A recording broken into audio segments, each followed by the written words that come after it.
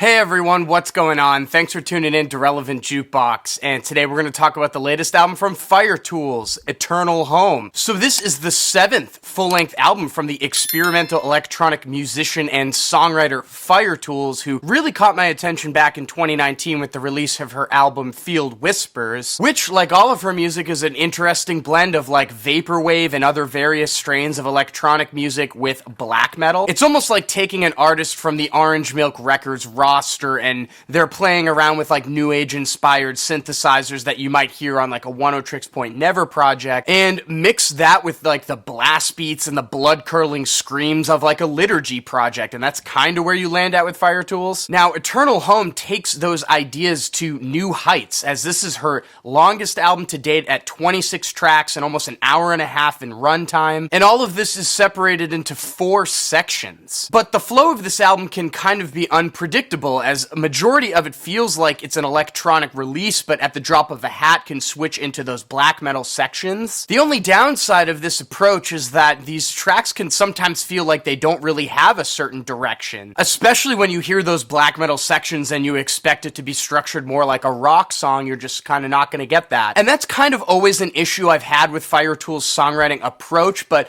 I'm a lot more bought into the songwriting on this project over here, as I think the electronic elements of her music have been turned up a bit. The textures are coming off a lot more interesting to me, and it sounds a lot more separated from some of her contemporaries. And I'm also liking that she's working in a lot of jazzy elements into the fold, with some saxophones showing up randomly. And we're not just getting pummeled by blast beat after blast beat or glitchy electronic section on here. There actually is more of an ambient side to the project as well. And I will say, when this album does pick up into those black metal sections, it comes off more seamlessly fused with those electronic elements and like comes off more balanced, I guess. Now, also, given everything I've just said, I don't really find myself revisiting certain singles on this project. It's almost like an all or nothing type situation, with Odd Cat Sanctuary being an exception to this, which is also pretty much like a summation of the entire album in one song. It kicks off with these synthesizers that sound like they've been inspired by video games and all of these stuttering drum machines, which completely just deconstructs itself and breaks down into this like glitchy instrumental passage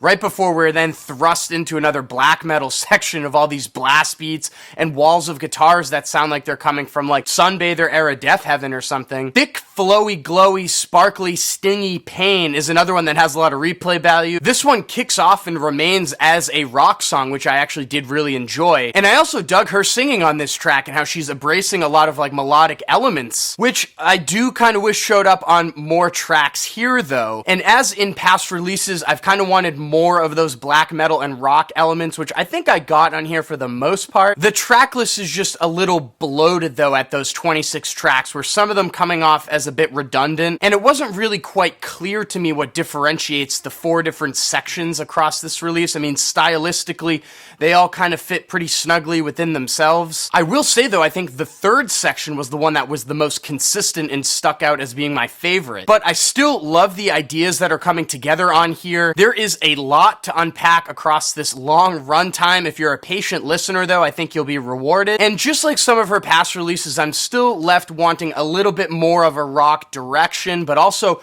I wouldn't mind if there were some hooks woven in here, or maybe embracing some elements of pop, just to give these tracks a little bit more replay value. But still, with that being said, I'm feeling a 7.5 over here on Eternal Home. So for all you collectors out there, I'm going to have links down to Fire-Toolz's Bandcamp, where there is a transparent orange vinyl that's still up for sale, and when that sells out, there's a black vinyl. And I also believe Rough Trade Records has a few limited presses as well, so I'll throw the link down in the D box for you as well. And if you have heard this Fire-Toolz project already, let me know what you thought about it in the comments section down below. And as always, thank you so much for watching. Make sure to like and share, and if you want more content from me, hit that subscribe button. Peace.